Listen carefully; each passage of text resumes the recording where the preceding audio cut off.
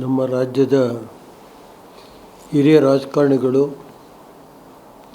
ಮಾಜಿ ಮಂತ್ರಿಗಳು, ಹಾಲಿ ಶಾಸಕರು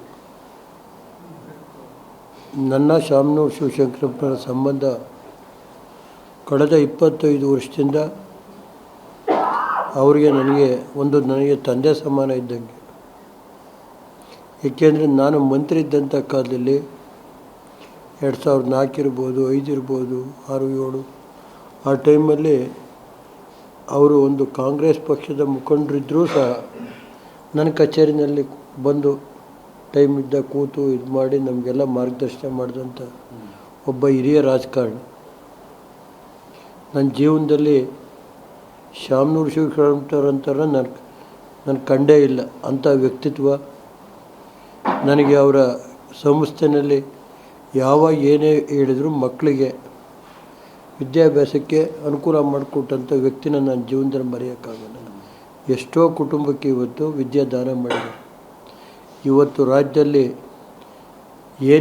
ಶಿಕ್ಷಣ ಇಲಾಖೆಯಲ್ಲಿ ಒಂದು ಕ್ರಾಂತಿಗೆ ಮಾಡಿದಂಥ ಒಬ್ಬ ಸಾಮಾನ್ಯ ಮನುಷ್ಯ. ಇವತ್ತು ಶಾಮನೂರು ಶಿವಶಂಕರಪ್ಪನವ್ರ ಬಗ್ಗೆ ನಾನು ಹೆಚ್ಚಿಗೆ ಎಷ್ಟು ಹೇಳಿದ್ರು ಸಾಲದು. ಅಂಥ ರಾಜಕಾರಣಿನ ನನ್ನ ಜೀವನದಲ್ಲಿ ನೋಡೇ ಇಲ್ಲ. ನನ್ನ ಬಗ್ಗೆ ಏನಾದ್ರು ಅತಿ ಪ್ರೀತಿ ಇಟ್ಟಂಥ ಒಬ್ಬ ರಾಜಕಾರಣಿ ಯಾರು ಇದ್ದರೆ ಅದು ಶಾಮನೂರು ಶಿವಶಂಕರಪ್ಪನವರು. ನಾನು ಮರೆಯೋಕ್ಕಾಗಲ್ಲ. ಮೊನ್ನೆಗೆ 15 ದಿವಸ 3 ಸಾರಿ ನಾನು ಹೋಗಿದ್ದೆ ಆಸ್ಪತ್ರೆಗೆ. ಹೋಗಿ ಅವ್ರ ಜೊತೆ ಮಾತಾಡಿ ಹಾಸ್ಪಿಟ್ಲಲ್ಲಿದ್ದಾಗ ಇವತ್ತು ಅವರ ಸಾಯಂಕಾಲದಲ್ಲಿ ಫೋನಲ್ಲಿ ನಮ್ಮ ಕಾರ್ಯದರ್ಶಿ ತಿಳಿಸಿದಾಗ ನನಗೆ ಆ ದುಃಖನ ಸಹಿಸೋಕ್ಕಾಗಲಿಲ್ಲ. ನನಗೆ ನಾಳೆ ನಾನು ಅವರ ಅಂತ್ಯಕ್ರಿಯೆಯಲ್ಲಿ ಭಾಗವಹಿಸ್ತಾಯಿದ್ದೀನಿ. ಏಕೆಂದರೆ ನನ್ನ ಬಗ್ಗೆ ಅಂತೂ ನನಗೆ ಒಂದು ರಾಜಕೀಯವಾಗಿ ಶಕ್ತಿ ಕೊಟ್ಟು ಮತ್ತು ಆಶೀರ್ವಾದ ಮಾಡಿದಂಥ ವ್ಯಕ್ತಿ ಇದ್ದರೆ ಅದು ಶಾಮನೂರು ಶಿವಶಂಕರಪ್ಪರು ಅಂತೇಳಿ. ಯಾವುದೇ ಸಂದರ್ಭದಲ್ಲಿ ಅವರಿರ್ಬೋದು, ಮಲ್ಲಿಕಣ್ಣ ಇರ್ಬೋದು, ಗಣೇಶಣ್ಣವರು ಎಲ್ಲ ಅವ್ರ ಕುಟುಂಬನೇ ನಮ್ಮ ಕುಟುಂಬ. ಅವ್ರ ಕುಟುಂಬ ಒಂದು ಇದ್ದಂಗಿತ್ತು. ದೇವೇಗೌಡರ ಬಗ್ಗೆ ಭಾರಿ ಗೌರವ ಇದ್ದಂಥ ಒಬ್ಬ ರಾಜಕಾರಣಿ ಅಂತೇಳಿ ನನಗೆ. ಏಕೆಂದರೆ ಅವ್ರು ಹುಷಾರಾಗ್ತಾಯಿದ್ದಾರೆ, ಅಷ್ಟು ಇದಿತ್ತು, ಅವ್ರಿಗೆ ಎನರ್ಜಿ ಇತ್ತು. ಅಂಥ ವ್ಯಕ್ತಿನ ನಾವು ರಾಜ್ಯ ಕಳ್ಕೊಂಡಿರೋದು ನಿಜಕ್ಕೂ ಈ ರಾಜ್ಯದ ಒಂದು ವೀರಶೈವ ಸಮಾಜ ಅಲ್ಲ. ಅವರು ಅಖಿಲ ಭಾರತ ವೀರಶೈವ ಅಧ್ಯಕ್ಷರಾಗಿದ್ದರು. ಯಾರ ಹತ್ರನೂ ಅಂಥ ಗೌರವಯುತವಾದ ವ್ಯಕ್ತಿನ ನನ್ನ ಜೀವನದಲ್ಲಿ ನೋಡಲಿಲ್ಲ. ಇವತ್ತು ನಾನು ಇಷ್ಟೇ ಅವ್ರ ಬಗ್ಗೆ, ಅವ್ರ ಆತ್ಮಕ್ಕೆ ಶಾಂತಿ ಸಿಗಲಿ ಅಂತ, ಮತ್ತು ಅವ್ರ ಕುಟುಂಬಕ್ಕೆ ಇಂಥ ಒಂದು ದುಃಖನ ಭರಿಸೋವಂಥ ಶಕ್ತಿ ಆ ಶಿವ ಕೊಡಲಿ ಅಂತೇಳಿ ನಾನು ಪ್ರಾರ್ಥನೆ ಮಾಡ್ತೀನಿ.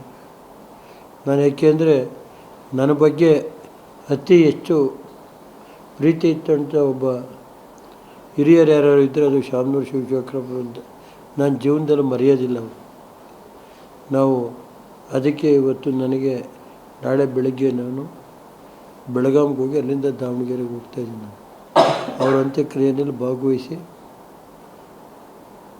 ಮತ್ತು ಆಮೇಲೆ ವಿಧಾನಸಭೆಗೆ ಬರ್ತೀನಿ.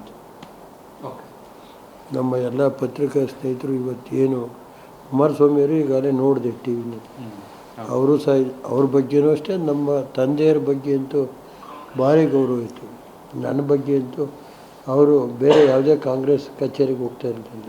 ವಿಧಾನಸೌಧಕ್ಕೆ ಬಂದರೆ ನನ್ನ ಕಚೇರಿ ಕೂತು ಒಂದು 3-4 ಗಂಟೆ ನಮ್ಮ ಜೊತೆ ತಮಾಷೆ ಮಾಡಿ ನನಗೆ ಆಶೀರ್ವಾದ ಮಾಡಿದರೆ ಅವರಿಂದ ನಾನು ಹಲವಾರು ಬಾರಿ ನಮ್ಮ ಬಡವ್ರ ಮಕ್ಕಳಿಗೆ ವಿದ್ಯಾಭ್ಯಾಸಕ್ಕೆ ನಾನು ಶಿಕ್ಷಣಕ್ಕೆ ಸೀಟು ಕೊಡಿಸಿದ್ದೀನಿ. ಅದು ನನ್ನ ಜೀವನದಲ್ಲಿ ಮರೆಯಲ್ಲ. ಇಷ್ಟು ಹೇಳಿ ಅವ್ರ ಆತ್ಮಕ್ಕೆ ಶಾಂತಿ ಸಿಗಲಿ ಅಂತೇಳಿ, ಮತ್ತು ಅವ್ರ ಕುಟುಂಬಕ್ಕೂ ಈ ದುಃಖ ಭರಿಸುವಂಥ ಶಕ್ತಿ ಕೊಡಲಿ ಅಂತ ನಾನು ದೇವ್ರನ್ನ ಪ್ರಾರ್ಥನೆ ಮಾಡ್ತೀನಿ.